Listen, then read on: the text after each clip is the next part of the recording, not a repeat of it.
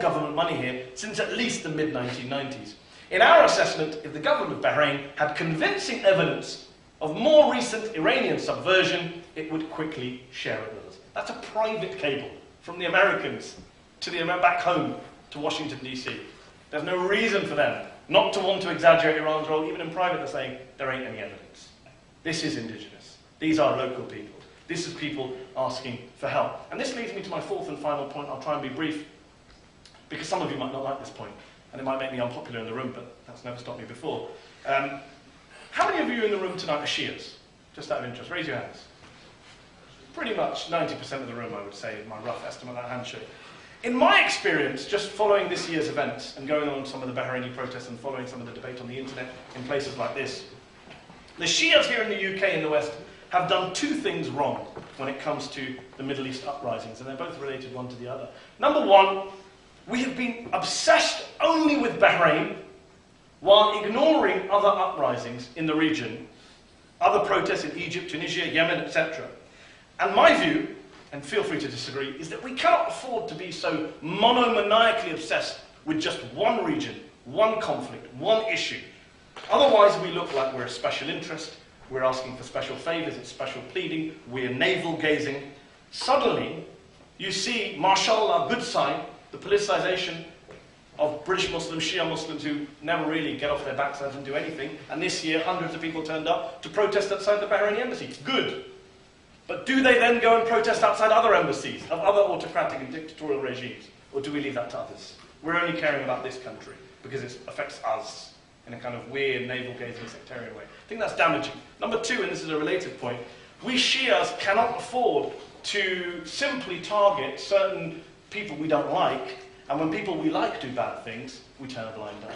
It's not morally right, because it makes you hypocritical, and it's politically mad. You want to talk about going to the media and highlighting issues? Well, I'll tell you what, most people in the British media, when they hear Shia, think Iran.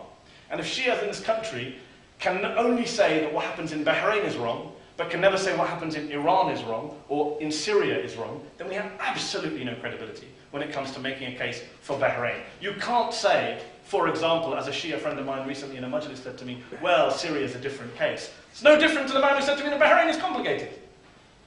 Assad has killed more than 5,000 people according to the latest UN figures. And yet Shias think, well, the Sunnis will take power, therefore they turn a blind eye. We're deeply hypocritical to do that. You either take an approach which says human rights is for everyone, freedom is for everyone, democracy is for everyone in that region of the world, regardless of whether they are Sunni or Shia, or you might as well sit at home, because you have no credibility in the eyes, especially in the eyes of the West, which see the Middle East as a sectarian hellhole anyway. And we can't afford to confirm or enforce those biases. We're only shooting ourselves in the foot. We have to, Majid Nawaz of the Quilliam Foundation, not a man many of you may agree with, not a man I often agree with, he had a wonderful tweet though a few weeks ago. He said the problem in the Middle East is the Sunnis don't care about what's happening in Bahrain and the Shias don't care about what's happening in Syria. I think that's a valid point. We need to be speaking out for all of the people in the Middle East. Now I understand, having said that, let me add my proviso. Of course Bahrain is a special case, as I said at the start, because it's the ignored revolution. And I totally understand, I am a Shia, why we Shias would want to draw attention to Bahrain, because it's not getting attention, of course, and we should continue to do so. All I'm saying is not forget the others. Let's do as much as we can for Bahrain, inshallah. In fact, let me finish by saying this. In March, at the height of the pro-democracy protests in Bahrain, a crowd gathered outside the US Embassy in Manama, carrying signs that read, "Stop supporting dictators and give me liberty or give me death," slogans from the American Revolution. A US Embassy official emerged from the building with a box of donuts for the protesters. And one of the clerics in the crowd, he said, "These sweets are a good gesture, but we hope it's translated into practical action." It hasn't been. There's no sign of any practical action from Western governments in order to stop the violence and killing in Bahrain.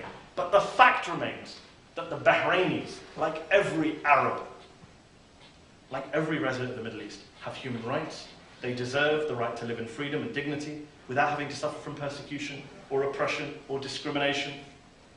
Bahrainis deserve, as I wrote this in a piece in The Guardian, they deserve democracy, not donuts from the West or from the Americans or from anyone else. That is the campaign we should be pushing.